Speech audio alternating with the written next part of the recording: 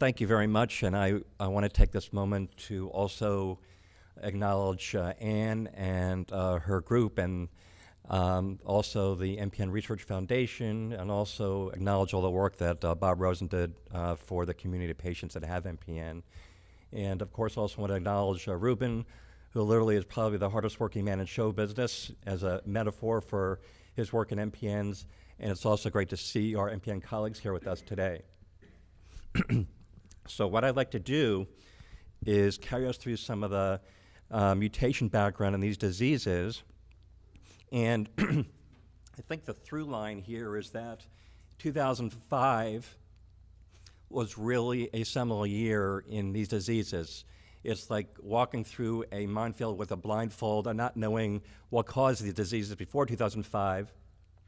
Since 2005, the last 13 years, it's been an incredible journey. And I would not have been able to show any of these slides before 2005. So it's really, really inspiring to see all the research that's been done. Just imagine what the next 13 years will bring as well. So this is my talk outline. I'm going to talk about the impact of mutations in diagnosis, prognosis, and treatment, and talk a little bit about the future at the end of the talk. Let's talk about diagnosis first. And the most important thread in these diseases is JAK-STAT signaling within the cell. So you've got this protein called JAK2 that sits on right on the inside of the cell membrane, and it connects to a receptor, so-called EPO or TPO receptor.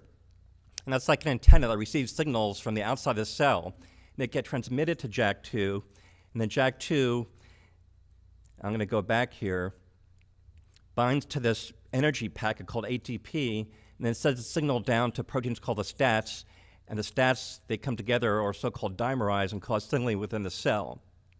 So keep an eye on this because JAK2, as you know, is a very important protein that gets mutated in these diseases, and you can imagine that if signaling is a relatively quiet process, if you mutate JAK2, this is like a motor being turned on in the cell, and the cells are dividing too much, okay? So the JAK2 mutation occurs in almost all patients with PV, about 95 to 98%. And it's shown on the slide as that V617F mutation. And so the part of the gene called the pseudokinase domain, that really doesn't matter what the name is. The bottom line is that the effect of this mutation is to take your feet off the brakes and let the accelerator just go uncontrolled. And that's why this JAK2 protein has too much activity. It's literally like going down the hills of San Francisco, where I live, and not having your foot on the brake, and you have too much JAK2 kinase activity. So it's in almost all patients with PV, and about 50 to 60% of patients with ET, essential thrombocythemia, and then primary myelofibrosis. Now, there are some clinical effects or correlations of having this mutation in patients with PV. If you have more of this JAK2 mutation floating around in your blood, then your hematocrit or red blood cell count tends to be higher, your white blood cell count tends to be higher, and your platelet count tends to be a little bit lower if you have more of the JAK2 floating around. In PV patients, again, if you have more of it, your spleen tends to be bigger. You tend to have a more requirement for treatment like hydroxyurea, and you're at a higher risk of having some form of cardiovascular event, for example, like a heart attack. In ET patients, we can stratify patients or divide them into whether you're JAK2 positive or negative, because there are the mutations that I'm going to talk about. And if you're JAK2 positive, your red blood cell count or hemoglobin tends to be higher than if you don't have the mutation. Your white blood cell count tends to be higher, but again, your platelet count tends to be lower. So these are just some data that were generated years ago showing that if you have the mutation or you don't, we can see some changes in your blood counts that reflect either having it or having more of the JAK2 mutation in your blood. Now, I showed you that picture of JAK2, that if it's mutated, can cause increased signaling within the cell, but there are also other mutations in the cell that can also increase this JAK-STAT signaling within the cell. One of them is a mutation in the receptor called MPL, and this is a receptor that sits on the surface of platelets, or their precursor cells called megakaryocytes, And this is mutated in about 5 to 10% of patients with ET or myelofibrosis, as shown on the right. And there are other mutations such as link right here on the left, or Sybil, that also can cause this pathway to be activated to cause more signaling and for the cells to divide and proliferate more. So it's not just JAK2, but that is the most common mutation that we see. So there was a major question in the field. There are only 50 to 60% of patients with ET and myelofibrosis that have JAK2. What about the other 40 or 50%? What is causing these cells to become MPN cells? Why are they becoming activated? So, in the latter part of 2013, there were two groups that discovered another mutation called calreticulin, or abbreviated CALR, that was the missing link. So in patients that are not mutated for JAK2 and you have ET or myelofibrosis, the overwhelming majority of patients will have a mutation in CALR, or calreticulin. And so if this is a representation of the pie of mutations, you can see in PV, almost all patients are JAK2 mutated. Whereas in ET and MF, you can see there's a large white space because this was not found to be having JAK2 or MPL mutations. Only a few had MPL, which are in green. But the rest of it, or a lot of it, was found to be CALR mutations. So the so-called mutational pie has for the most part been filled by the discovery of CALR. And there are about 10% of patients with ET or myelofibrosis that are so-called triple negative, meaning they don't have a mutation in JAK2 or CALR or MPL, and we don't exactly know, in some cases, why or what causes their disease or what drives their disease. Sometimes it might be alternative mutations in MPL or JAK2, but frankly, in most cases, we still don't know the answer. So it's very interesting that in CALR, all the mutations that have been found seem to reside in a very specific location of the CALR gene, and it has the name exon 9. And there are two major groups of mutations. One is so-called type 1 mutation, which when you look at the gene, 52 letters of the DNA alphabet have been removed. It's a 52 base pair deletion. And there's a type 2 mutation in the gene where 5 letters of the DNA code have been removed. It's called, or added, I should say, and this is what we call a 5 base pair insertion. 5 more letters are added in one case. In another case, 52 letters of the DNA alphabet have been removed, and this is the mutations in CALR. And this changes the function of the protein. So the very interesting thing is that CALR, that protein or that gene, has nothing to do with that JAK-STAT signaling pathway. And so for a few years, up until just this past year, people did not understand how does this CALR protein that has nothing to do with JAK-STAT signaling over here cause JAK-STAT signaling to be activated, because in patients, if you take their cells and they have the CALR mutation, they have JAK-STAT activation. How can that be? Well, they found out, and this is work led by Amal Lally and Robert Kralovic separately, that these mutations in that exon 9 of CALR actually changes a 3-dimensional conformation and makes it a positively charged protein. And it actually takes this protein CALR that's in another part of the cell and actually moves it.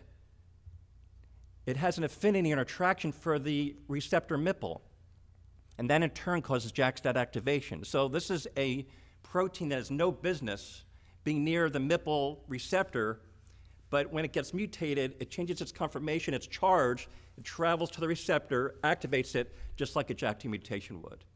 And so this is fascinating work that's been uncovered in the last year. Now, I've talked about the fact that JAK2, MPL, and CALR are the 3 major drivers of this JAK-STAT signaling that causes these MPN cells to proliferate. But in fact, if one were to sequence all the DNA in patients with PV, ET, or myelofibrosis, we have come to appreciate that there are a lot more mutations that are going on. And in fact, if you were to sequence all the DNA from PV and ET patients, the average number of mutations is around 6 to 7. In myelofibrosis, which is a more genetically complex disease, a more complicated disease, the average number of mutations are around 13, if you look at all patients.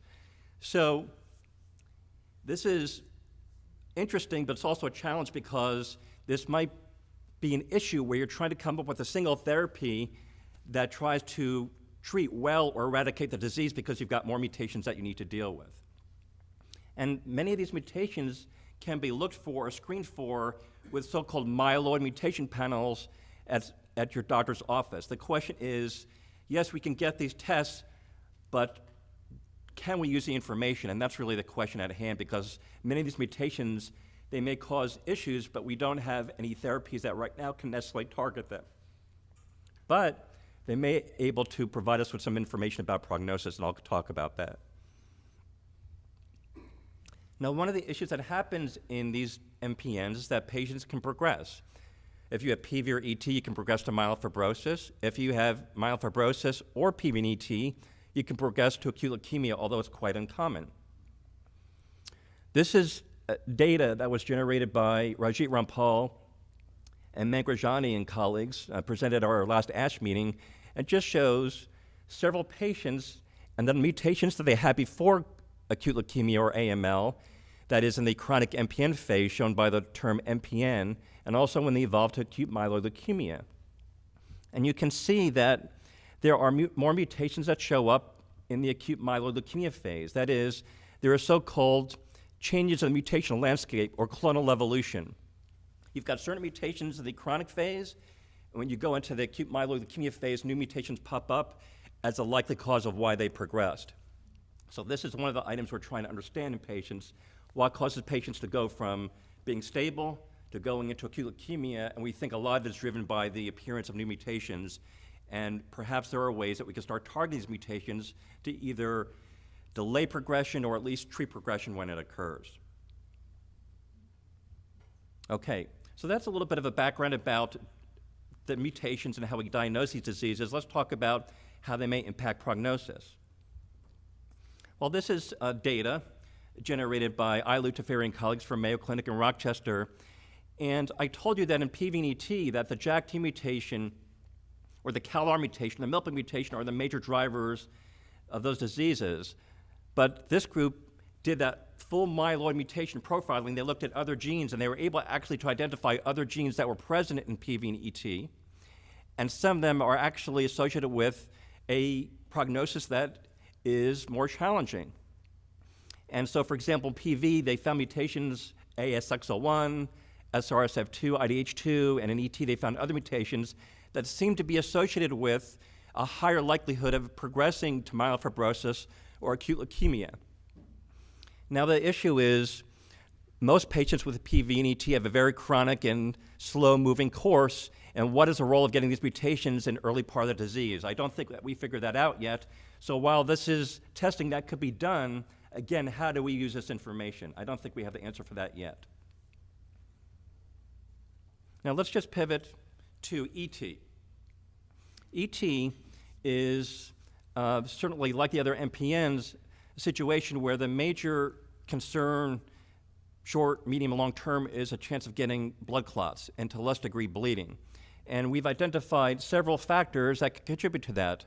One is cardiovascular risk factors, so high blood pressure, issues with high cholesterol, and so that's abbreviated by the term CRF. Then there's a JAK-STAT mutation. We know that the JAK-STAT mutation in itself lends itself to a higher risk of blood clots.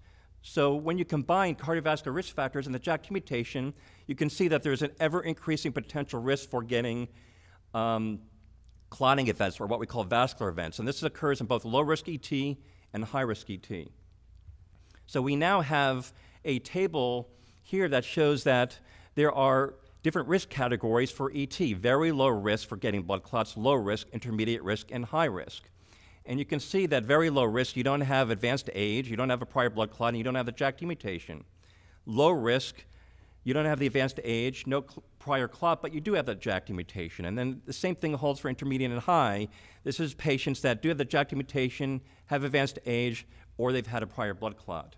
And this is important because we now have, as Anne alluded to, these NCCN algorithms that show us how to address treatment of patients with ET based on risk group. So if you're very low risk, for example, you're age less than 60, no JAK-STAT mutation, no blood clot, we actually now will consider just observing patients and not even using aspirin. If you're low risk, but not very low risk, age less than 60, no prior clot, but you do have the JAK2 mutation, we will consider using aspirin. So this is what we use. We use the JAK2 information, age, prior history of blood clots, cardiovascular risk factors to guide how we treat patients. So there's an algorithm for intermediate risk ET and high risk ET. And for example, in high risk ET, where you're perhaps an older age, you have the JAK2 mutation, or you've had a prior blood clot, these are patients where we'll use aspirin, but also a drug like hydroxyurea or interferon to try to reduce the risk of future blood clots. So we use all this information to guide treatment. So I'm just going to move ahead a little bit here and talk about other mutations that have been found to give information about prognosis. So again, if you do a panel looking for mutations, there are 4 mutations in particular in patients with myelofibrosis that seem to be correlated with a higher risk of developing leukemia or decreasing survival. And these mutations are, for example, EZH2, ASXL1, SRSF2, or IDH1 or 2. So this is information that can now be obtained in the clinic to further gauge one's long-term prognosis. Also, if you do a panel and you find more than one mutation, if you have 0 mutations, your risk is a little bit better. 1 mutation, maybe not as good. 2 mutations, a little bit worse. So the number of mutations can also influence prognosis of one's course over time. So another study by the Mayo Clinic showed that there is a particular mutation called ASXL1 that is a little bit more concerning than other types of mutations. And this is just a study that showed that if you have the ASXL1 mutation, as shown in that line with all the red circles, but you don't have the CALR mutation, this is a profile positive for the ASXL1 mutation, but not having CALR, these patients tend to do worse than if you didn't have the ASXL1 mutation. So we can use this data again to stratify patients into prognosis risk groups. I'm going to now move forward. So in these diseases, particularly myelofibrosis, we have these prognostic scoring systems. We use clinical data, we use laboratory data to gauge one's prognosis over time. And so these are just some variables that we often talk about in clinic, and I suspect your doctor may have talked to you about these factors. These are age, your hemoglobin, if it's low, that is you're anemic, your white count is high, above 25,000, symptoms, the presence of blasts in the blood, whether you're transfusion dependent for red blood cells, whether your platelets are low, below 100,000, or you have an unfavorable chromosome analysis when they do the bone marrow. These are factors that allow us to, again, provide some idea of your prognosis over time. Now we can actually use those factors and additional mutations to further refine your prognosis. So this is just a table showing those same clinical or laboratory features, but also some mutation features, such as, are you someone who doesn't have the CALR mutation or a certain type of CALR mutation? Do you have high molecular risk mutations, the HMR? That's the EZH2, the ASXL1, IDH1 and 2. So we can now use this data, this genetic data, combine it with the clinical and laboratory data to really get an even better idea about one's prognosis. And so, for example, you can now put patients into 4 risk groups: low, intermediate 1, intermediate 2, and high, with this data where you give points to these variables and put patients to these risk groups. So if you're low risk, meaning you have 0 to 2 points, your overall survival, or OS, is on average 20 years. But if you're someone that has 7 or more points, because you've added up all those variables, then your overall survival may be as low as less than 2 years. So this is now data that we can all generate in clinic and provide some more useful information for you. Okay, now to the latter part of the talk, let's talk about mutations and treatment. So we know that not only can you use JAK2 to diagnose patients, but this is something that can be measured in the blood or in the bone marrow. And that's what we call the JAK2 allele burden. And we have treatments that have the potential to decrease that JAK2 burden in the blood or the bone marrow. And this is an example of a study where Pegylated interferon was used. And this is a drug that can be very effective. Yes, it does have some toxicity, but about 80% or more patients can get a complete hematologic remission with this agent. What can it also do is that in about 15 to 20% of patients, it can actually cause elimination of the JAK2 mutation when you look for it in the blood. And another, perhaps 40% of patients can get partial lowering or partial remission of the JAK2 mutation. So this is very exciting, but the issue is we don't exactly know what that means. So does it mean that if your JAK2 mutation level goes lower or it disappears and you're a PV or an ET patient, does that mean you'll never get myelofibrosis? Does it mean that will slow it down? Does it mean that will slow down one's evolution to acute leukemia? Does it mean that you will have less blood clots? We just don't know. So these are data that in time we will probably learn more about to see whether reducing JAK2 is something that translates into something clinically important for you as patients. Now, Dr. Mascarenhas and the MPNs Research Consortium are doing a large randomized trial in patients with high-risk PV and ET, looking at a comparison of treating them with either hydroxyurea or pegylated interferon. And this is a slide borrowed from his study that basically shows that as part of their study, they're looking at how these drugs compare in getting the JAK2 mutation burden down. And at least after 12-month analysis, hydroxyurea and interferon were pretty much similar in their ability to get the JAK2 mutation down. This is a study that we need to mature to have more time and more patients to evaluate to see whether, for example, pegylated interferon can actually do a better job than hydroxyurea over time in getting the JAK2 mutation burden down, and whether that translates again into clinical improvements for patients. That data is forthcoming in the next couple of years. So I just want to give you some examples of how mutations have been incorporated into analysis of studies using JAK inhibitors. So this is a study from the MD Anderson group that looked at mutations over time in patients treated with ruxolitinib. And you can see that 22 out of 62 patients, 35%, acquired a new mutation on ruxolitinib or Jakafi therapy. So despite being treated with a JAK inhibitor, where your spleen is shrinking and you may feel better, you can still develop mutations over the course of therapy. 64% of those patients developed a mutation in some of these troubling genes, such as ASXL1, EZH2, or P53.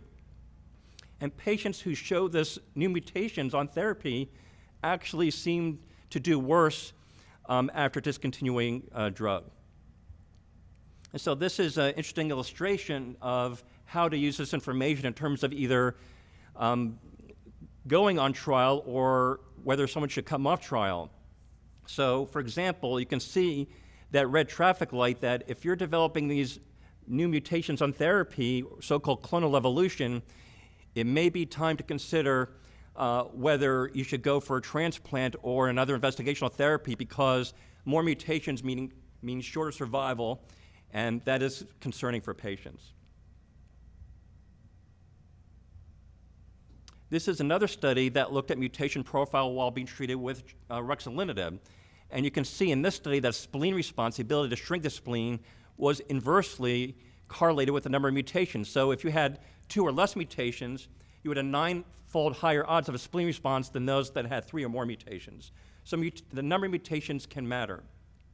And also, if you had 3 or more mutations, you had a shorter time to treatment discontinuation, shorter survival than those that had fewer mutations. So that doesn't mean that you shouldn't go on a JAK inhibitor if you have some mutations to start with or you develop it during therapy, but these are just some data that have been generated to show that more mutations can clinically be concerning and may require some potential change in therapy over time.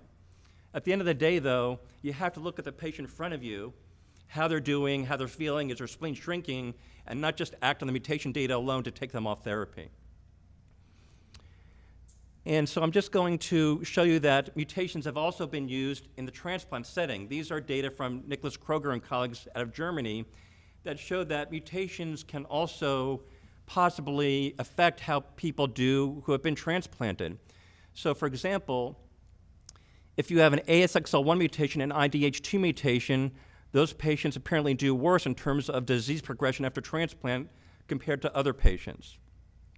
However, if you have the CALR mutation, your general course after transplantation is somewhat more favorable. That means that you have improved progression-free survival, or PFS, and overall survival. So mutations at baseline may in fact impact your course after transplant. The issue is that we're not exactly sure whether just having these high-risk mutations, if you do a transplant, whether transplant will actually be able to overcome those mutations. So this is part of the deliberation about whether to take someone to transplant. Clinical profile, your mutations, do we take you to transplant? So this is an issue that's embodied in this slide that's provided by Dr. Mascarenas, that it shows low-risk patients, intermediate 1-risk patients, intermediate 2-risk patients, and high-risk patients. These are the prognostic scoring system that we have. But you can see that in the upper right-hand corner, you have those 4 high-risk mutations. And if you're a patient that has intermediate 1-risk disease, and there's a deliberation about whether you should go to transplant because maybe you're not quite ill enough, but maybe you would benefit, and you're in your 50s, and you're not sure what to do, this mutational information, if you're high risk with the mutations, it might help you, it might put you over the edge to deciding to go to transplant sooner than later. This is what we're trying to sort out right now, how to incorporate this mutational data in treatment decision-making, particularly as it relates to transplant.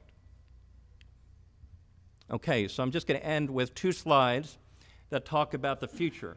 I've told you that there's been an amazing amount of progress over the last 13 years, and there's a lot more to be had in terms of incorporating some of the very sophisticated tools that we have as it applies to your mutations. So the first slide I have is that I told you that the calreticulin mutation, it causes that change in the conformation of the protein and makes it a positively charged. Well, this is recognized really as an abnormal foreign protein now in your body. And investigators are now exploiting this observation to see whether they can actually vaccinate patients and actually target this with a vaccine. And investigators have actually identified immune cells, what we call T cells, that can actually target the abnormal CALR protein as a form of therapy. And if you can vaccinate patients to try to kill cells that express CALR, this is an approach that's being looked at in the future. So vaccinating patients with MPNs. And finally, I know that at least 1 or more times today I'm going to hear someone say, Jason, what about gene editing? What about genome editing? So this is something that is an ongoing and future endeavor. And the whole idea here is that you have this abnormal, for example, JAK2 gene, this mutated gene. Can you actually use technology to identify it, cut it out, and replace it with a normal JAK2 gene? I think that this is something that there's a lot of potential excitement about it. There's a lot of caveats to the therapy. This is not anything that's going to be happening anytime soon. And the issue is that if you have a patient, for example, with myelofibrosis, it's not just the JAK2 gene is mutated. There are many genes that are mutated, so we have to put that into consideration when we're thinking about this type of future therapy. So I'm just going to end there, and I'd like to acknowledge my Stanford colleagues and the foundation that supports our work, Ruben and Ann. Thanks very much.